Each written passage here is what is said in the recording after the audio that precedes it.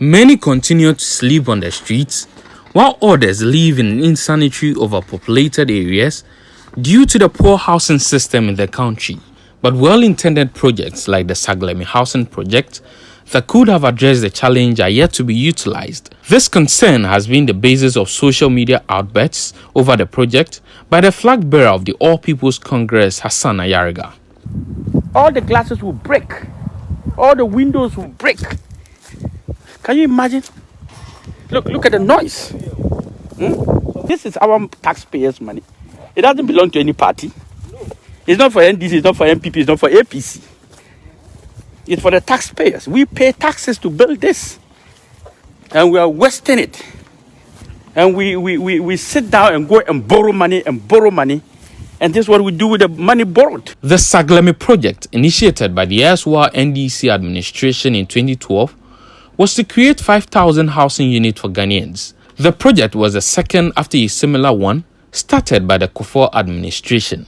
But the current government has had issues with the then NDC government for starting a new project without completing the old ones. It rather went to do a new project, bypass home where one of the affordable housing projects was.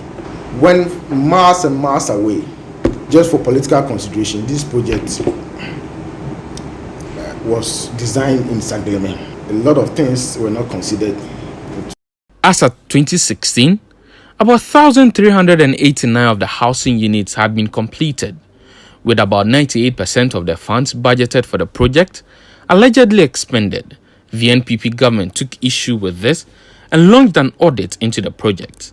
The audit by the Ghana Institution of Surveyors, among other things, revealed that the original plan of constructing 5,000 units had been revised to 1,500, with no change in the cost component, a situation that was described as unacceptable by the former Works and Housing Minister Samuel Atachian, who pledged to ensure the prosecution of those involved in the project. The current leadership at the ministry is also concerned about the prosecution of those found culpable. And I know very soon they are about finishing and sending their report to the AG. But regarding the details, I don't think it's appropriate for me to comment the details. But these are the bare facts I've presented. But the content of the report, which has been cited as reasons for the delay in the utilization, is not limited to the revision of the number of housing units. The project is alleged to be riddled with corruption issues. The reason why you don't put it in the hands of politicians is so that you can ensure continuity of housing project. And also so that if you're not lucky, you find yourself an unscrupulous politician in office. The end result is what you have at Saglemi. Project failure is what you experience. But it will not be properly thought through, and the implementation will not go well, and corruption will be the order of the day.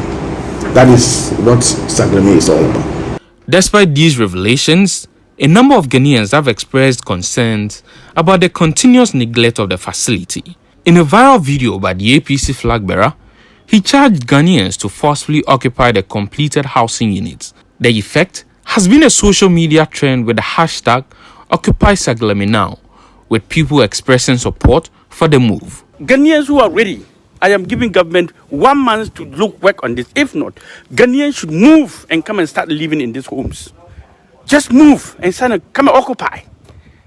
Just come and occupy. Just move and come and occupy. This is sad. This cannot be acceptable. But government has condemned the views expressed in the said video.